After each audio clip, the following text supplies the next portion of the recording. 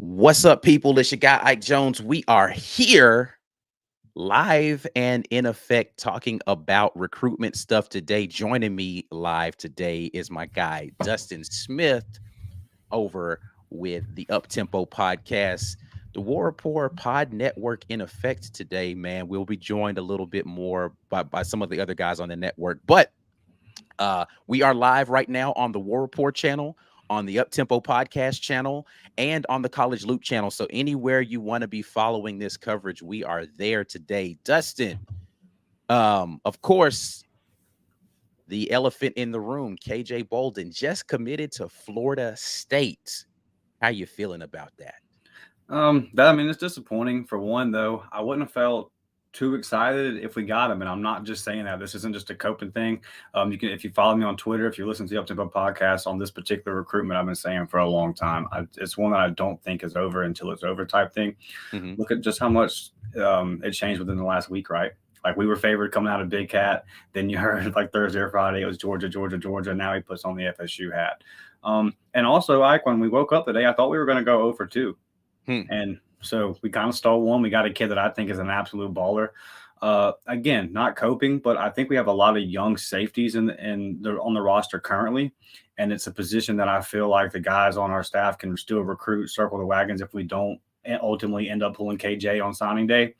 I still like and trust Zach Etheridge, Crime Dog, Hugh Freeze to figure out something at that safety position. I'm much more worried about getting a guy like Carter, right, the offensive tackle out of California. Safety is just not this huge position of need for us. Look, we'd have loved to have KJ. Kid's an absolute baller. Yeah, he is. We were just sitting here watching. I was hoping he's going to put on the All-Right. It's nothing like that, but it's not doomsday, man. We're good.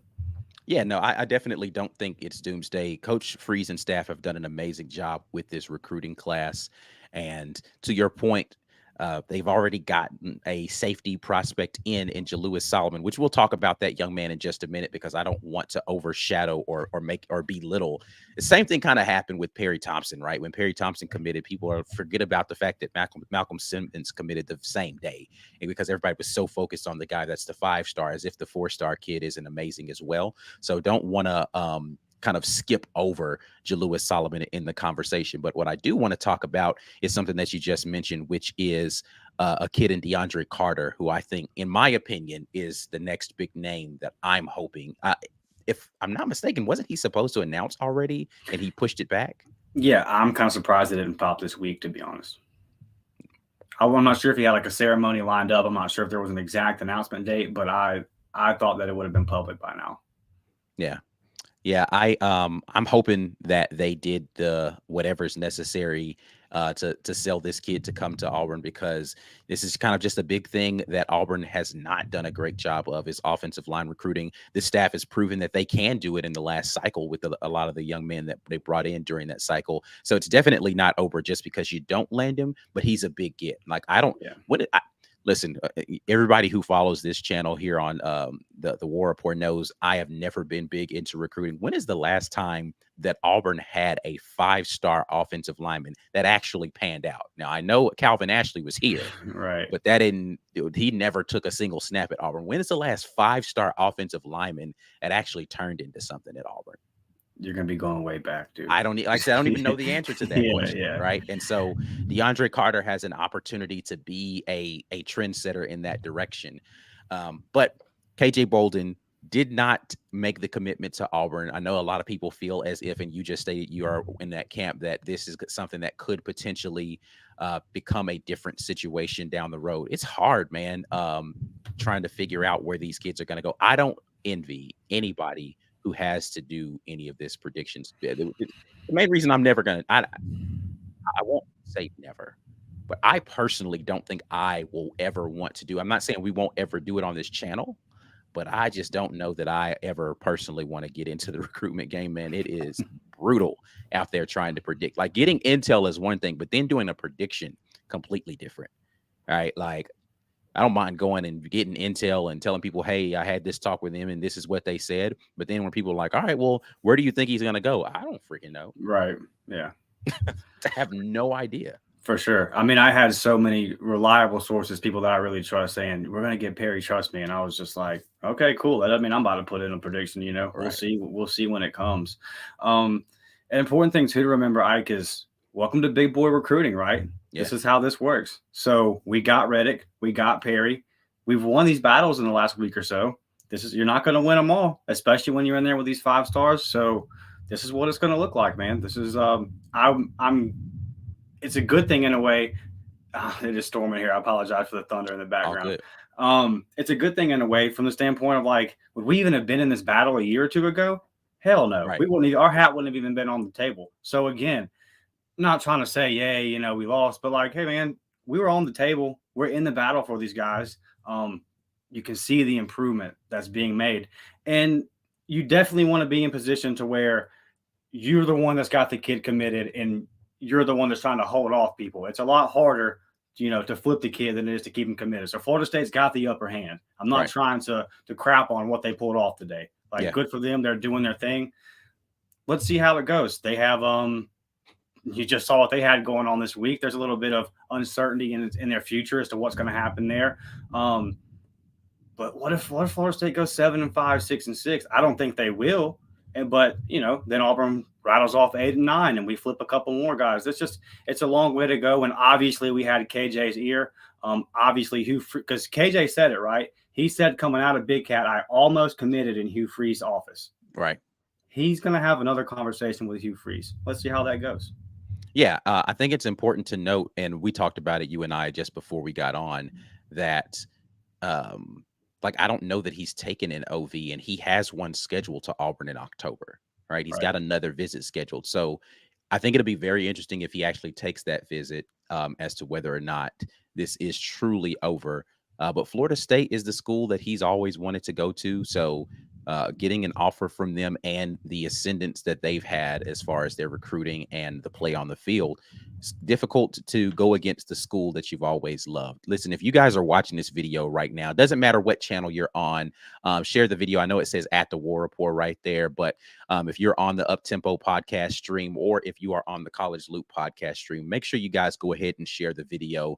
And we surely appreciate it. Like the video wherever you are. We appreciate that interaction. Subscribe to whatever YouTube channel you're watching, man. There are 3 different choices here. You guys subscribe to whatever channel. Subscribe to all 3, right? Click around and subscribe to all 3. I don't care. Pull them up on separate tabs if you're on your computer and just synchronize your enjoyment of the whole situation, man. But I appreciate Dustin jumping in here and talking with me. Before we get over to the other commitment, let's jump over here to the live chat and see what people are talking about. We're always welcoming the super chats, and we're going to get it kicked off with a super here from Otis Smith, who says Freeze has flipped a 5-star in Riddick, 5-star Perry, 4-star Joseph Phillips. That's 2 from Georgia, and he flipped 4-star Solomon. Landed 4-star Malcolm last week. Auburn, we are okay. I agree with this 100%. That's what we were just saying. Listen, man, we're in a good position right now. We've had a lot of great success. You can't win them all. Yeah, there's going to be an opportunity for Coach Freeze and company to get more 5 stars. Listen, to have 1 5-star in this class would have been amazing. Like if you would ask me, how many 5 stars is going to make you feel good about this class, I've been like, man, if we just land 1, we're good, right? We've already gotten 2, and we were really close on a 3rd, and we still have an opportunity for a couple more. If they can land 3 to 4, 5 stars in this class, man, we are in a whole different universe, like from where we were just 12 months ago. Yeah, let some of these kids come to the game. We've seen it before. We know what the Jordan Hare atmosphere does. Let them come to the game. Let them see Auburn playing competent football again. And I've made this point before. Listen, for 4 or 5 years now, teams have been able to negatively recruit by saying Auburn doesn't know who their head coach is going to be next year. Right. That's been going on for a while at Auburn. It was for the entirety of Harsin era, they were able to say that. And for the last 3 or 4 years of Gus, we're finally able to sell a future. Let KJ come to a game. Let him see a packed out Jordan Hare, loud, optimistic, full of hope. And then we'll see what happens. Yeah. Absolutely. Listen, we've got more opportunities to land more kids. And to your point, the KJ situation isn't 100% over. I'm sure they're going to continue. The interesting thing, Jalewis Solomon tweeted out either yesterday or the day before, when you commit, you see, what the real deal is with the coaches. I'm paraphrasing, but he's right? Like there are a lot of coaches and fan bases that do a lot of crazy stuff. And let me just say this. I should have said this at the very beginning. If you're watching this and you're a part of the War Report family of channels, you're probably not one of these people, but just in case you are, don't go crapping on KJ's social media about how good riddance to you and I hope you never win anything. All this, like, Joe, just let that young man enjoy his day and the decision that he's made for his collegiate career. Wish him the best of luck, man. Like, don't repeat the stupidity that I've seen over the last week with Perry Thompson in regard to how Bama fans are treating him, right? Like, let's not be that. And I get it. I'm going to say that, and somebody's probably doing it right now. Yeah, and they're not ever going to hear me say this, but God, I really hope that we can be above that kind of nonsense. Yeah, that's just silly. We're better than that. Yeah. So hopefully everybody is continuing to hold their water in that regard. James Sawyer, I mentioned this earlier. It's hard to beat the Dream School, man. It's difficult. Mm-hmm. If Florida State was still complete trash, then maybe you have a better opportunity there.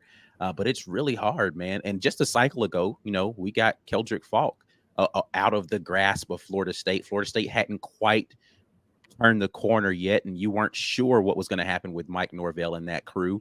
But they've made some strides. There's no denying the recruiting classes they put together, and the product that they put on the field last year was something that had people in the ACC scared.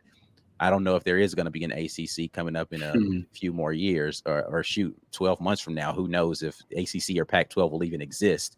But they were able to make some noise in that conference, and I fully anticipate that they'll continue towards that trajectory. Yeah, I had read too on a Florida State site that they, like a lot of teams, they had struggled the first little out the gate with NIL, and apparently they've kind of got it together behind the scenes, and you're seeing that, come to fruition, right? Yeah, absolutely. Dustin Pace, appreciate you being over here in the membership thing. If there was anywhere we would lose him to, I prefer FSU. Listen, that is a popular sentiment from people, is that at least he didn't go to Georgia or Alabama. Yeah, for sure. We ain't got to play him.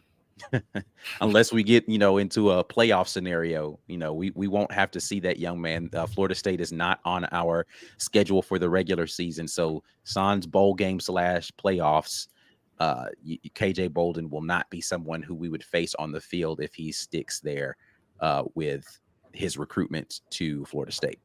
Transfer portal era too, right? If you finish number 2, he goes to his dream school. What if he gets to his dream school and this isn't necessarily my dream school? Because I don't know if y'all have listened to my podcast with B. Will on Saturday, but the FSU, man, it's not necessarily all that. He's going to be at some games where there's 50 to 55,000 people, and I don't know, man. He sees that Jordan Hare atmosphere. He might say, this is a little bit different right here.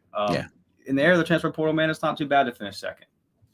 Yeah, you still have an opportunity if things don't pan out at school number 1. So that's why it's important to just hold your water if you're fans, man. Act like adults out here, even if you're not an adult. Like, I get it. Everybody who's watching this isn't an adult, and they can't necessarily behave like one, but pretend for as long as you can. Another super chat here from Otis Smith says 247 composite rankings has us at number 5. Ignore that 18 number. Listen, the composite rankings are super important because they show the quality of what athletes you're bringing in. And that a large portion of what the overall ranking has to do with the total score from all recruits. And, a lot of the, Georgia, for instance, has 20 something recruits in their class already. Auburn only has 14, right? So once we get more recruits in this class and we fill it out with some of those 3 stars that we're inevitably going to get, then that class is going to shoot up the rankings a little bit. But I like looking at the composite rankings because it shows you're not just filling spaces with anybody. You're going for your quality, and you're recruiting from the top of your board down, right? And it's taking a chance, right? Because some of those 3-star kids may commit somewhere else in the interim while you're focusing your energy on the 4 and 5 stars. But again, I think it's a lot more likely that you could flip some of those guys late in the process than it is to flip some of those 4 and 5-star guys that have been hotly contested recruiting battles since the time that those kids were sophomores for the most part. Yeah, and say that Georgia signs 25 kids and that we sign 19. probably a plan. I would expect Hugh to be a little more heavy in the portal. It's still going to be only his second team. There's still, or his second cycle. There's still some roster turnover that he has to deal with. I think that we're still thin in some positions. The rooms aren't necessarily balanced in terms of eligibility. Look at the DBs. There's a lot of young guys and there's a lot of old guys. There's not a lot of guys in the middle. So we're going to leave some roster spots open. Probably won't sign as big a class coming out of high school because it's going to be another portal heavy cycle, in my opinion. So that's going to affect the rankings too. We might have 18, 19 commitments when it's all done because we're going to go portal heavy again. Look at that average star ranking, and we're up there no matter where you look in that. Yeah, absolutely. Absolutely. Joining us in the conversation is my guy, B. Will, jumping in here. Will. What up, Dustin? What's up, baby? Me and Dustin had this talk about Florida State and what they are and what they aren't. Awesome timing, huh? Great timing. You know what I mean? I mean, they got us with this whatever the conversation was, which I have not listened to yet, and I apologize. It must have gone in B. Will's favor. He wouldn't be as smug as he's being right now. No. It wasn't a conversation where we were predicting something would or wouldn't happen. It was just that Dustin told me the city is called Tallahassee, and he has very little love for that fan base. So to get this one go their way, I imagine you got some friends and family and coworkers that are gonna be rubbing in your face. Go check out my quote tweets right now. We'll look at it a little bit. But Dustin already getting the business on Twitter from his friends and family. That should be fun. Some love for you there from John Brandon about your backdrop game there, though, Dustin. He likes what you got going on. Got the old school going on, man. Got the Pat Dye going on. So some love right there. Reconciled with a great point, and we've talked about this just 1 year ago. We wouldn't be having these conversations. Listen, we're sitting here on a Saturday night talking about a recruit that we didn't get, and not feeling as if the world, I ain't gonna say the world is over, because the world's definitely not over because of recruits commitment, but it's definitely not even a conversation we would have been in a year ago for sure. So looking forward to seeing what the remainder of this class pans out to be, but still really excited about the guys that we have so far. You haven't had an opportunity to comment on this because you just got in here, but what are your thoughts on this whole KJ Bolden situation? We haven't talked about Jalewis Solomon, but we will jump in here and talk about him in just a minute. But thoughts on KJ Bolden and the miss there. I mean, listen, we're not gonna sugarcoat this. It's a miss. They definitely wanted him and didn't get him. It's a miss. Yeah. And now I am not on the boards, and I don't really get to see a lot of the overreaction and panic that happens from people. I just wonder if there is a quasi meltdown happening amongst some people within that. But anyway, B. Will, what are your thoughts on this whole situation? Well, I'm not completely. I am not so down about this miss. First of all, if we have missed on KJ Bolden today and he never looks back and he actually signs for Florida State, what we're doing in recruiting right now is the best recruiting that I've ever seen Auburn do in the recruiting era. Of course, I didn't see us before the recruiting era, so this is the best recruiting I've ever seen Auburn do. Let's just say that.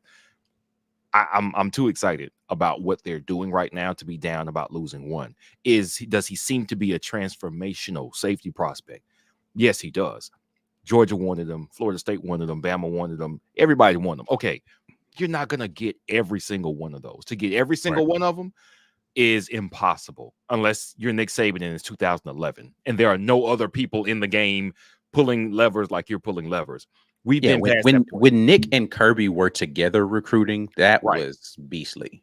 Right. And again, I've had this conversation a little bit, but there were no other big boys on the block as far as structure, continuity, resources at the same time. Bama was the whole game, and they were able to pull some of those classes for that reason. We have, in the span of about 6 months, stolen from Ohio State. We've stolen from Georgia. We've stolen from Bama. We've stolen from Florida State because Keldrick Faulk was committed there before Hughes Freeze got here, and we flipped him. None of this is a situation where I'm down because I've seen us compete and win, which is the most important thing. Not just to be in it for KJ Bolden, but to hear him say he was very close to committing. He turns around and commits to Florida State, who was on him hard from the beginning, who we know who was has been recruiting him hard and has been one of the higher leans for him. Ohio State was in it for a moment. I'm just encouraged. I'm encouraged that we were able to get to this point because a few months ago we weren't even on his radar. They have done some substantial work to get to this point to where we were top 2 or 3 for this kid. You can't get them all. I understand that. Maybe if we were Bama or Georgia fans, we'd be like, I can't believe we didn't get them. Yeah, but that's not realistic anymore. The game has changed. We are competing in the game with what the game is right now. This is good work. You're not going to get them all. I am not completely convinced that this is done. And not on some Ken Coleman type stuff. We're like, but he was supposed to come here. What? No, but we're not. I'm not upset like that because KJ Bolden is committed to a school that could have a bad season, where the coach could be in some hot water. And to be fair and honest here, the more I read about the situation with the conference realignment, Florida State's money might be tied up soon. They are making commitments to prospects about what NIL could be for them, about what, some traditional recruiting means could be for them. But all of that stuff has to come from somewhere. And if your boosters are too busy paying the bill to get out of the conference, can they also pay the bill to build an elite roster? I don't know. I don't know what Florida State's pockets look like. I know that they're at least promising very good things. I know that they are at least competing with what Georgia and Alabama and Ohio State and Auburn are offering as far as what they want to give these guys to come and play ball for them. But that doesn't mean that they can actually do it. Mike Norvell and company have a decent schedule ahead of them. They're going to have to improve that last year wasn't the fluke. Are we so sure that they're going to follow through on that? Are we so sure that it couldn't get ugly enough for them to bottom out? I think Jimbo and Florida State are kind of in similar situations. All right. You've got the talent. They've had the talent. Florida State actually has their quarterback, they think. So I think there will be more pressure on him there this season because, look, you've got your quarterback and you had a decent season. Now you need to show us it wasn't a trick. Jimbo he's Jimbo. It shouldn't count. So all that being said, Florida State has to show improve, just like Texas A&M has to show improve. Now, a lot of folks say, and people have tried to do this to Auburn over the last few months, right? We've been recruiting real good. Why would you want to go there? You're going to go 7-5 this year.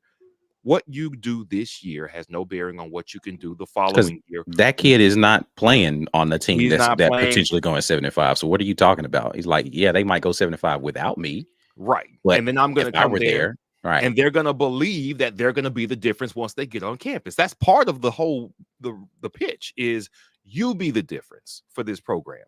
What I'm kind of hoping for is not just that these teams have bad seasons, but that it upsets the balance of the program. That's the type of bad season they have. Everything moving and all these promises being made and things shifting for prospects to make that commitment. That's based on a foundation of boosters and athletic department and collectives all being on one accord. You do enough losing, that foundation gets shaky. Yeah. If that foundation gets shaky, kids look for more firm ground. And I am just saying Auburn will be on a much firmer ground because we just got our guy. Jimbo's been there for 5 years. He's soured. People have soured on him. Norvell's been there for what, 3 or 4? This will be 4 or 5. I don't know which one. This will be 4. Okay. This will be time. You can go bad year 1 while you're recruiting the best you've ever recruited, and our guy's still going to be here. Well, those guys still be there if they have shaky seasons. That's all I'm saying. We get his last official visit, KJ Bolden, in October, I believe it is. We've got time if those other guys falter. So, no, I'm not down on this. You can't get them all. Again, I've said that multiple times. I still believe that. But I don't think it's absolutely over. When it's this close, hopefully for Florida State, if they're Florida State, they're hoping that everything that they have lined up stays lined up, that Norvell is who they think he is, and they can follow through and keep this class together. But college football is crazy, man. It is. Oregon's in the Big Ten right now, and they were not a week ago. So let's say he's 18-16 currently at Florida State, B. Will. He's one bad season away from them asking a whole bunch of questions, right? Yeah. Right. Yeah. 100%. It can be crazy.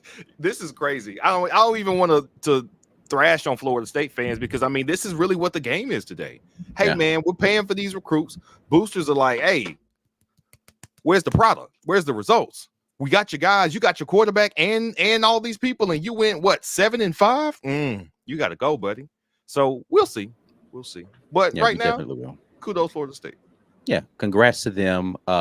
Our guy Oda jumps back in with another super chat and says Auburn with 15 commits, 11 4-stars, 2 3-stars, 2 5-stars. Bama has 11 4, 2 3, 2 5. We have the same exact level of talent as of now for 2024, and will continue. War damn Eagle. Listen, man, they're recruiting their butts off. Listen, I have gone on the record as saying, man, give the coach time when it was the last coach. As far as recruiting, he's got to have time to implement a system and product. Hugh Freeze is like, man, F all that time stuff, bro. Yeah. We coming in and we're wrecking shop, and I'll give you a product while I'm continuing to build this class. I'm going to do both simultaneously. He's done an amazing. Mike G and I caught flack for saying this about Coach Hugh Freeze was so focused on recruiting that sometimes his messaging publicly wasn't resonating well within the locker room. But this is what you get when your head coach is laser focused on we need talent, we need talent, we need talent. And he lets his position coaches coach. Hey, man, I got somebody in here who I trust to run my offense. I got somebody in here who I trust to run the defense. We got position room coaches. I don't need to micromanage this situation. I'm going to go out here and I'm going to recruit. I'm going to get on the phone with these recruits and I'm going to sell the vision of this program. I've got a recruiting staff that I'm going to go out here and I'm going to let them do their job, get them here on campus. We're going to take them around for visits. We're going to show them all the stuff. And then I'm going to let my guys who are on my staff that are doing the coaching close them. And I'm going to let the players tell their own narratives and help close. It's working. Yeah, it's working. He came in with a plan and he's executing the dog crap out of that plan, man. Yeah, it's working. He even said that that's the reason he wanted an experienced offensive coordinator. Yeah. Hey, man, I got a philosophy. I'm going to build the offense. I need you to do the offense, though, because I got some recruit to do. I think back to how stupid I was trying to take up for Brian Harson's efforts in recruiting last year. Yeah, like I legit thought, like I was like, okay, man, I kind of get it. You're a football tactician, right? So you want to focus on that, and that's what you do, right? Like that's what you do. You got to do some recruiting too. Like I'm sorry, like there's no way around that. You couldn't have recruiting that low on the totem pole of priorities. Yeah. It had to be higher. We talked about this, man, and I said this on another show. The 3 pillars that allow you to grace when you're a new coach are winning games, ingratiating yourself with the fan base, particularly those who have the purse strings within that fan base and the community around that campus, and recruitment. And the reality of the situation is Coach Brian Harsin failed in all 3 of those things here at Auburn University in his 1.5 tenure. He didn't do any of them. He didn't win enough games. Right. He didn't ingratiate himself to the community and the fan base, yeah. And he didn't recruit well. Like, you can be the most skilled X's and O guy, and I do fundamentally believe that he did a great job of changing a culture that wasn't centered around working hard and coming in handling. I think he got rid of a lot of players who just weren't about. I think all of those things. I think he was the hard work stuff. All of those things were great. But the only place he won consistently was in press conferences. That's it. Right. He said all the best things, and you love the speeches, and you love the just watch, and you love you tried it, but it didn't work. You loved all of those things, but they didn't equate to those 3 things that I just outlined for you. And that's the reason why he's not the head coach right now. Coach Hugh Freeze is already winning 2 of the 3. Yeah. He's recruiting his butt off, and the people around the program love him. Less than a year without playing the game. If he goes out there and wins 7 or more games, in year 1, come on, he doesn't even have to do a lot, because if he does too much, you don't want to act like all those starting spots that you promised to these guys aren't open. Like, no, I need you. So we don't need to go 11-1, although of course it would be awesome, and we would still get these guys because we're doing the recruiting. But doing well, but not too well, is the best case for the recruiting picture. Look how bad we need you here. Everything's set up for us to succeed going forward. Hugh Freeze has done an amazing job so far. Yeah. Good recruiters know good recruiters too, right? Like, so the staff, the assistants, the staff, I feel like is better than what Harsin put together. So like Josh Aldridge, dude's recruiting his ass off, man. Marcus Davis, Yeah. like he a good recruiter can look at guys and say that guy's a good recruiter. And I see a comment here saying FSU owns Auburn. We're 13-5 first FSU all time. So just check the stats, man. Yeah, I mean, congratulations on your win happens today, time to time. I mean, well, listen, man, no. Welcome in, Florida State fans. That's what I'm saying. Hey, listen, I welcome the Florida State fans to the conversation. If we want to talk facts, we just laid out the facts of what that ownership looks like. That's fine. But FSU did a great job in this recruitment. This is your time to dunk. Go ahead and get your dunks in right now. Yeah, man. This is off the backboard, windmill. Dunk as much as you want to right now.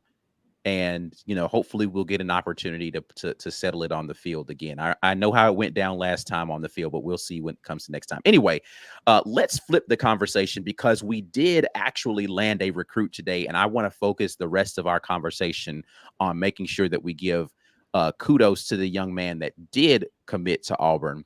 And that is Jalewis Solomon. He is the 4-star defensive back. And it was hotly contested, right? Like I've seen people going back and forth in the last 24 hours about his commitment. And it looked like South Carolina was going to be the place. And then all of a sudden he gets up and he announces it, and it's not. It's Auburn. And listen, man, that young man is a baller. He could play ball. So don't let the fact that KJ Bolden has the higher star rating dissuade you from understanding that the pickup of Jalewis Solomon is a significant one as far as this defensive backfield is concerned. Any thoughts from you guys on the recruitment process and the now commitment of Jalewis Solomon? He's physical. That's what stands out to me. I mean, because I really wasn't expecting this when I woke up from a nap and we got him because we were all here in South Carolina, right? That was just the word that was out. But just on like a little 3-minute huddle that I watched, really, really physical. I saw a lot of him in man, like, right up there line of scrimmage bumping. And there's one play where he's in man, he's bumping, he's focused on his receiver. The ball gets tipped, and the last second he kind of turns and makes a nice little play, just shows high IQ, a nice physical player. And I trust anybody that we're recruiting in that secondary right now. I just trust Zach Etheridge. I trust his evaluation. So super excited for this one. And it just kind of goes to show you can't count the staff out. This was a heavy South Carolina lean. Now he's committed to Auburn. Yeah, he was committed he was predicted 100% to South Carolina, like within the last couple of weeks. Yeah. I think we started inching in within the last week or something, but he was still expected to go to South Carolina, commit to South Carolina today. This is a steal. This is a steal straight up. Crime Dog is actually really good at steals, actually. He kind of specializes in stealing guys. I am thrilled that we are taking people's recruits. It feels really good. I don't know. It's hard to say it's a surprise. I didn't even know we were still in it for him. Honestly, I wasn't even keeping up with them. We had a lot that we were looking at, like we're waiting on Carter, and we're waiting on Franklin and Carter were the other two. It was Bolden, Franklin, and Carter. Yeah, I forgot about Lindsay. We're trending for him now. So yes, I was more focused on those. I didn't even think that this was a thing, and I was like, oh wow, really? Huh. Just kind of like K and Lee, right?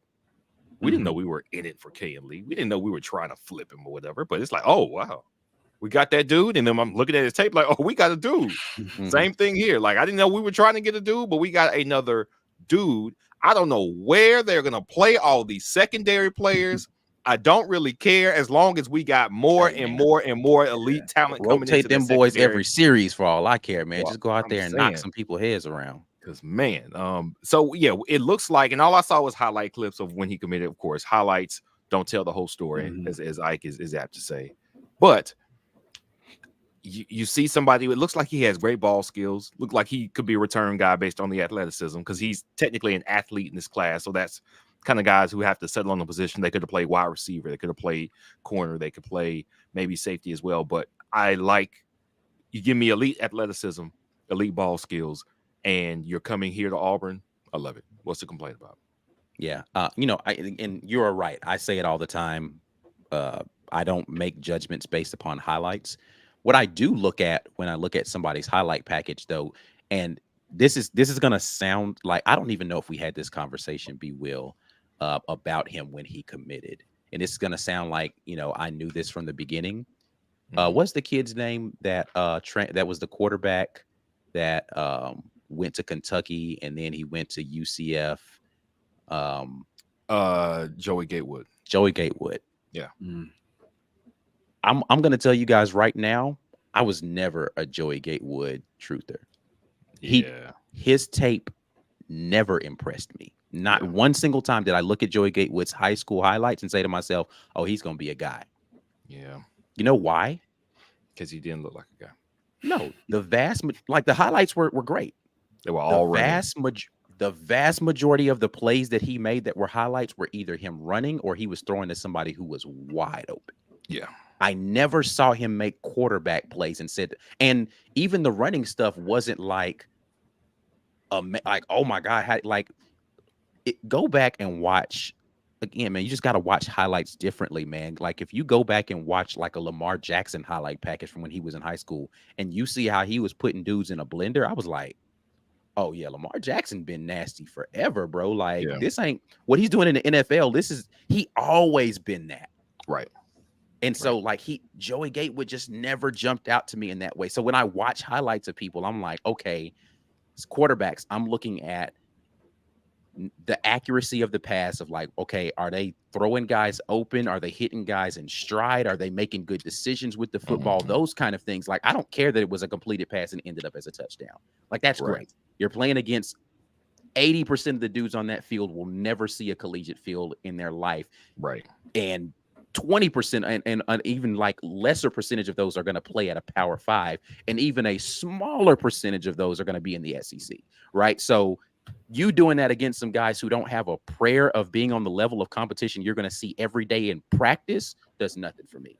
Right. But accuracy, awareness, athleticism, those things jump out to me in highlights. So to your point about Jalewis Solomon, his athleticism and his physicality, I saw that off the rip. K.N. Lee, when I watched his tape, physical. You see him going up and you see him making contact with people, and he's got bad intentions when he get.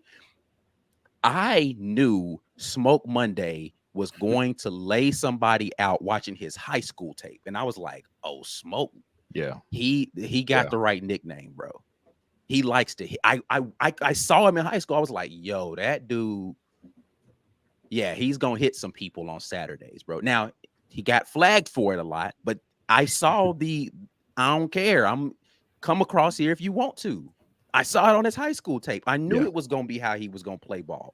You just kind of had watching high school linemen and watching how they finish blocks. Not just that you made a block, not that you were bigger than some people. I'm watching you take a dude and walk him to the sideline. I'm like, okay. That Connor Lew tape. Yes, Connor Lew's high school. Go watch Connor Lew's high school tape, and you'll see exactly what I'm talking about. When you see Brayton Joyner, go watch his high school highlight tape and watch these dudes walk dudes 10, 20 yards down the field. And I'm like, that's a dude you want playing on your offensive line right there. Not the dude who's wrapping up with people and it's like pushing. No, I want somebody who wants to take their manhood on every play. You are a boy, and I'm gonna treat you like a little boy every single down. That's guy. That I want to see that in highlights. Because if you're elite, if you're that much better than that, you should be that much better than that competition. Yeah. If you're gonna thrive at this level, at the next level. I want to see you dominating people in high school, not right. Oh, that was cool. All right, yeah. Oh, he jumped and made a wide open catch. Oh, does he high point the ball when he's out there? What does he do on contested catches? How fast is he separating from people? Those are the things I'm looking at in highlights, not just, oh, that was cool little situation. That doesn't impress me. All right, cool, whatever. Body control when you watch me play basketball catches against my 7-year-old son, and you'll be like, man, I could really hoop. Yeah, of course, he's 7. What are we talking about?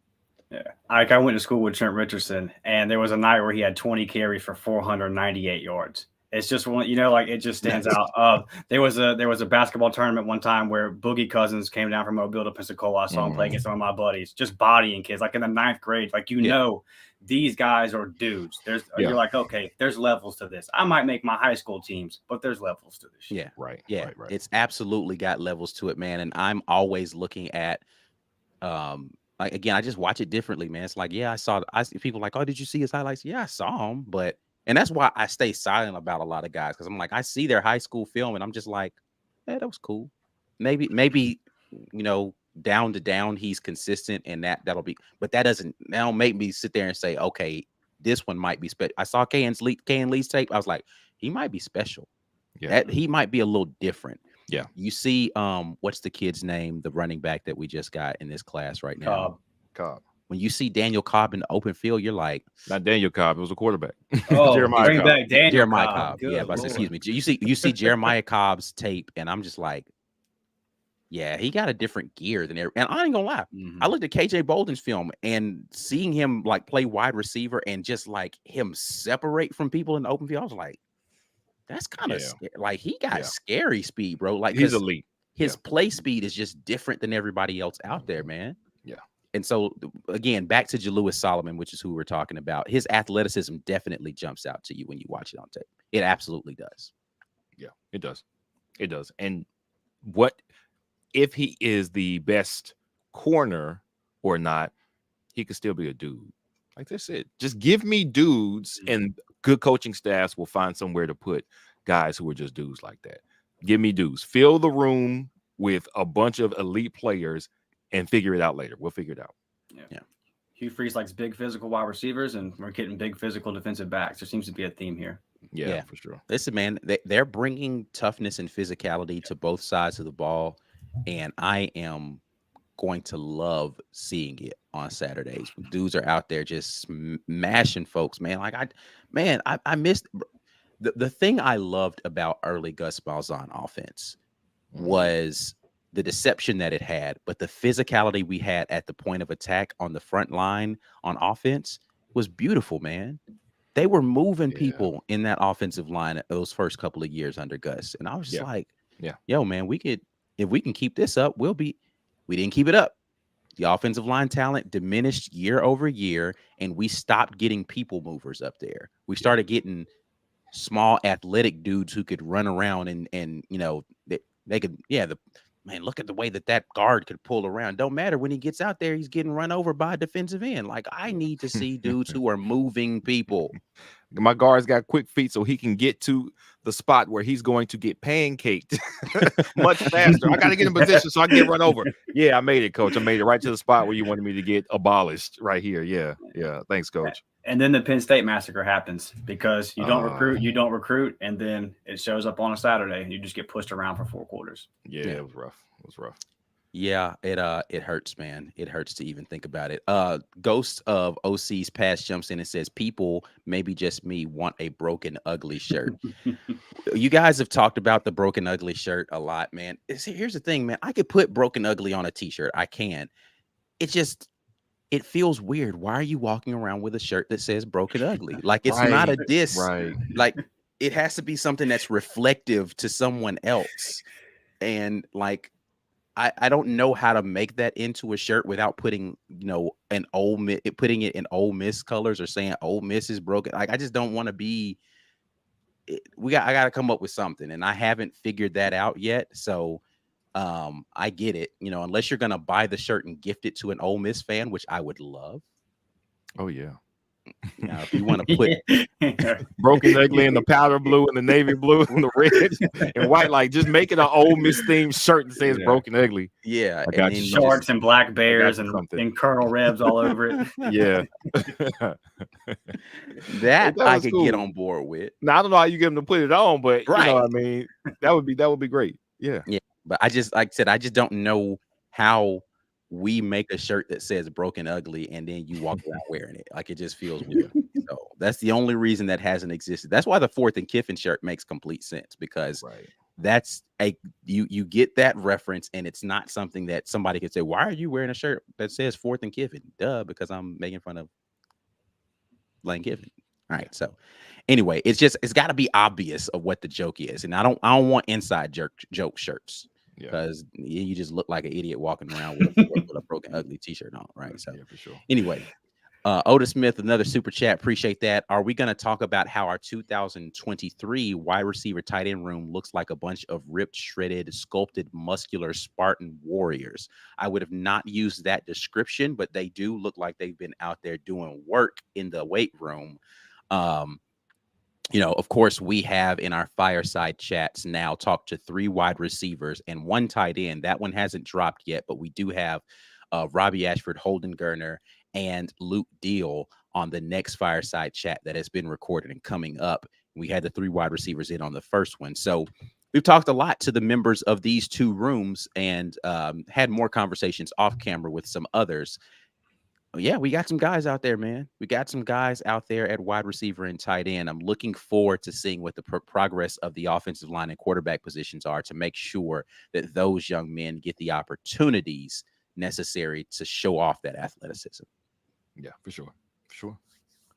Let's see here.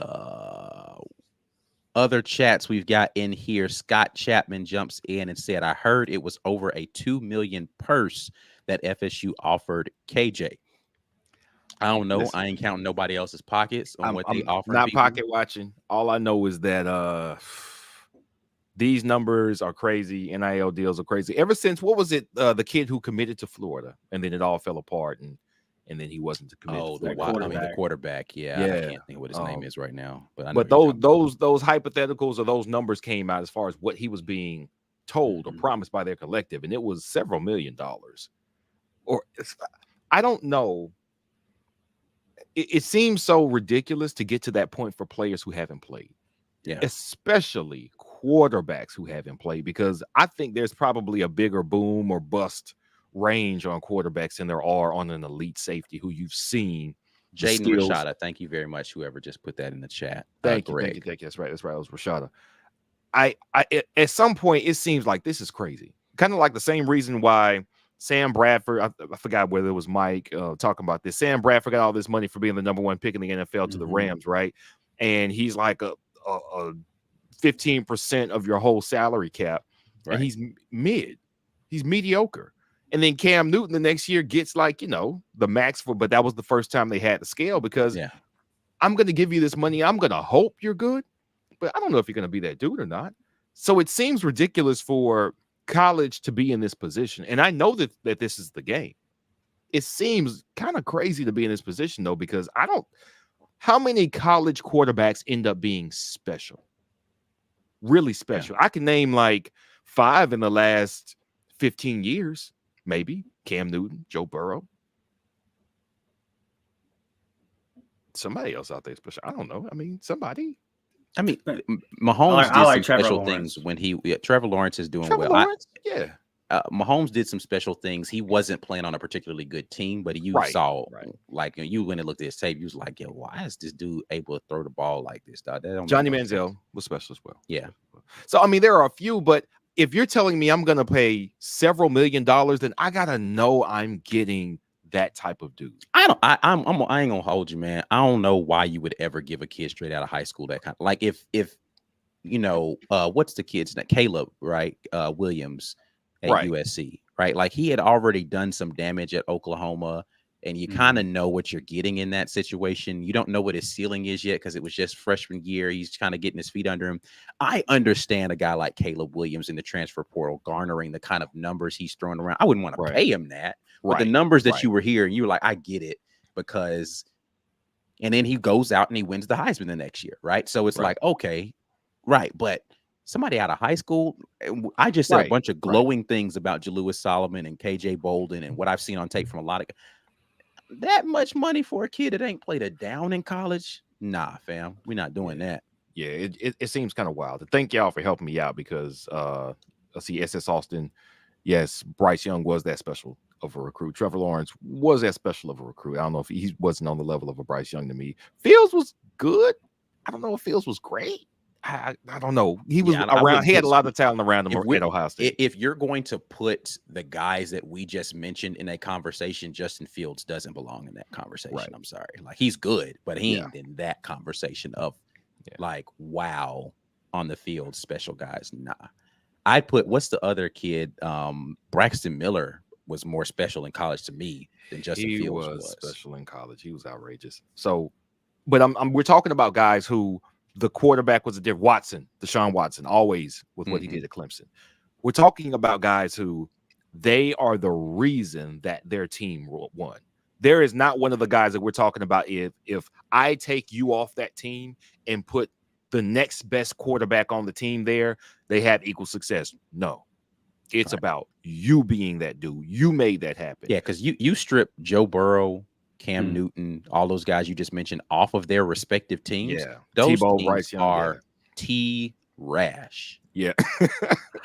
Bryce Young was single-handedly holding up that 21 squad, buddy. Like, I mean, it was him or they were going to go like 8-4 for real because that offensive line wasn't good. He was the difference. Burrow, yeah, they had a bunch of wide receivers. Burrow was accurate. Burrow was cool under pressure. He could get pressured. The offensive line that year wasn't great, but he was the difference. The same thing with, honestly, and I know this sounds crazy, Stetson Bennett was that special by the last year. Stetson Bennett was that good for Georgia last year. It's not often you come across Lamar Jackson for sure. Lamar, oh yeah. I mean, they were trash with him the second season after he won the Heisman. So I don't even. But he was still putting up crazy numbers. He was good, but the squad was trash. But if you're gonna pay that money, make sure you got that dude. KJ Bolden appears to be that dude. I would love for somebody at some point in the future, it probably wouldn't happen for like 30, 40 years, somebody to publish an expose. Hey, I was a recruiting director at an SEC school for 5 years. Here's what the numbers really look like. What did the numbers look like to get a guy to come visit you, to get a guy to, hey, man, you really need to come see us, to get them to recruit initially? How much did you have to go back and forth behind the scenes to make sure that he didn't get flipped? What were those real numbers? Because I think we're getting into some crazy territory. Crazy. Yeah. If Cam Newton was $180,000, that's the best $180,000 in recruiting ever been spent, ever. That's the best deal ever. We got a national championship for $180,000 because there was nobody else who could have did what he did that year with that talent. $2 million, $1.5 million for a high school recruit that we don't even know if he's going to be the starter, good enough to be the starter at quarterback at Florida. This is ridiculous, man. Again, if Florida State wants to pay it, you know, if they haven't financed the whole university over to the Saudis to get out the ACC, God bless them. Y'all got it. I'm happy for you. But I know we're still competing in this game, though. Auburn's still competing. We're competing, and we are competing because we have decided to get in this race, be consistently in this race, matching these numbers with packages that we can say, hey, here's something that we can say is possible for you. Again, I don't know exactly how those conversations go. I'm always going to assume they are going above board at Auburn because we don't need any reason for anybody to put a microscope on us at all. So I'm hoping that's what I hate about these conversations, though, too. And I hate to cut you off, but like people start talking about the numbers that are getting thrown around at these kids. You don't actually know, man. Like I get that there's backdoor negotiations and all this kind of stuff, but man, don't always assume that these kids are simply like, because listen, they could get a bag wherever, man. Right. Don't think that it's simply because I've seen the South Carolina boards and the Bama boards and all these guys that we're getting talking about, oh, Auburn must have paid the bag to them. It's like, man, come on, dog. Like I don't want to make it simply a fact of a bag chase. Right.